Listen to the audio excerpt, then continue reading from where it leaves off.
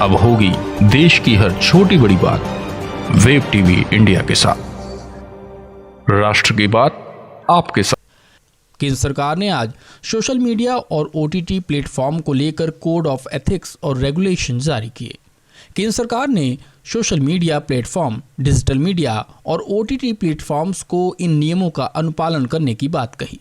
सरकार ने कहा कि यदि इन नियमों का अनुपालन नहीं किया गया तो सरकार उनके खिलाफ कानूनी कार्रवाई करेगी। केंद्रीय सूचना एवं प्रसारण मंत्री प्रकाश जावड़ेकर ने कहा कि डिजिटल मीडिया या किसी को भी अफवाह और झूठ फैलाने का अधिकार नहीं है। जैसे आपको पता है कि नई टेक्नोलॉजी का एक अच्छा फल है कि डिजिटल मीडिया न्यूज़ पोर्ट्स भी बन गए, न्यूज़ पोर्टल्स बन गए। वैसे ही ओटीटी प्लेटफॉर्म आ गया। लेकिन एक फर्क रहा कि जो आप लोग बैठे हैं प्रिंटिंग प्रेस से जो आते हैं उनको प्रेस काउंसिल का कोड फॉलो करना पड़ता है। लेकिन ऐसा डिजिटल मीडिया पोर्टल को कोई बंधन नहीं है। यहां टीवी के लोग हैं, उनको केबल नेटवर्क एक्ट में जो प्रोग्राम कोड है वो उनको फॉलो करना पड़ता है। लेकिन ओटीटी प्लेटफॉर्म्स को ऐसा कोई नियम नहीं है और इसलिए सरकार ने यह समझा कि एक लेवल प्लेइंग फील्ड होना चाहिए। All media platforms must have the same justice system। और इसलिए डिजिटल हो, प्रिंटिंग हो, टीवी हो, ओटीटी हो, कुछ नियमों का पालन करना पड़ेगा, कुछ प्रोसेस सेट करना पड़ेगा। और लोगों की मांग भी बहुत थी। लोगों की मांग रोज सैकड़ों पत्र मंत्रालय में आते हैं।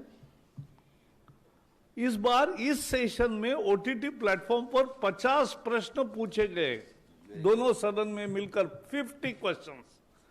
देश भर में इस विषय की कितनी चर्चा है इसका ये उदाहरण है।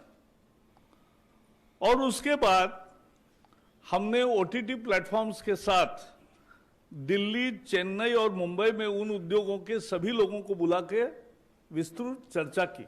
ओटीटी प्लेटफॉर्म में एक और है कि अभी सेंसर बोर्ड होता है फिल्म वालों को, लेकिन ओटीटी को सेंसर बोर्ड नहीं है। तो हमने कहा है self classification of age related issues to be solve and उसका एक प्रोसेस हो कि 13 से ऊपर 13+, 16+ and A category, there has to be a mechanism of parental lock and ensuring compliance that children don't see that. But बाकी you cinema जो है वैसे वहां भी यू क्लासिफिकेशन सेल्फ क्लासिफिकेशन है, लेकिन उसके लिए भी जो कोड सेंसर बोर्ड का है, जो एक एथिक्स कोड है, वो सबको कॉमन रहेगा। आइए जानते हैं नए नियम क्या हैं। सोशल मीडिया को 2 श्रेणियों में बांटा गया है, एक इंटरमीडिएट और दूसरा significant social media intermediate. Significant social media intermediate पर अतिरिक्त कर्तव्य हैं। सरकार जल्द इनके लिए यूजर संख्या का नोटिफिकेशन जारी करेगी। सोशल मीडिया प्लेटफॉर्म को एक शिकायत निवारण तंत्र रखना होगा। शिकायतों का निपटारा करने वाले ऑफिसर का नाम भी रखना होगा। यह अधिकारी 24 घंटे में शिकायत का रजिस्ट्रेशन करेगा और 15 दिनों में उसका निपटारा करेगा। सिग्निफिकेंट सोशल मीडिया को चीफ कंप्लायंस अधिकारी की नियुक्ति करनी होगी। वह भारत में ही रहेगा। वह नियमों के अनुपालन का जिम्मेदार होगा।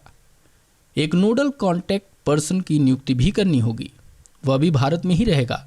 वह 24 घंटे 7 दिन कानून लागू करने वाली एजेंसियों के साथ समन्वय रखेगा। इसके अलावा सिग्निफिकेंट सोशल मीडिया प्लेटफॉर्म को रेजिडेंस ग्रीवांस ऑफिसर की भी नियुक्ति करनी होगी। सोशल मीडिया कंपनी को मंथली कंप्लायंस रिपोर्ट पब्लिश करनी होगी।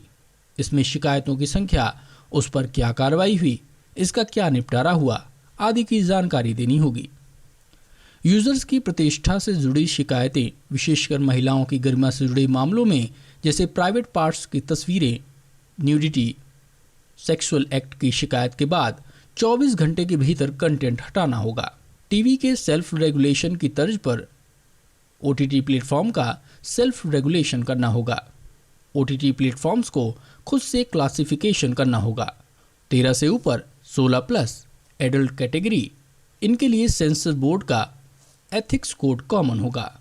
कोर्ट के आदेश और सरकार द्वारा पूछे जाने पर सोशल मीडिया प्लेटफॉर्म्स को शरारती कंटेंट का ओरिजिनेटर बताना होगा। तो ये थी कुछ खास बातें जो सोशल मीडिया में आने वाले दिनों में लागू होनी है। देश दुनिया से जुड़ी और बड़ी खबरों के लिए बने रहिए वेब टीवी इंडिया के साथ। अब होगी देश की हर छोटी बड़ी बात वेब टीवी इंडिया के साथ। राष्ट्र की बात आपके साथ।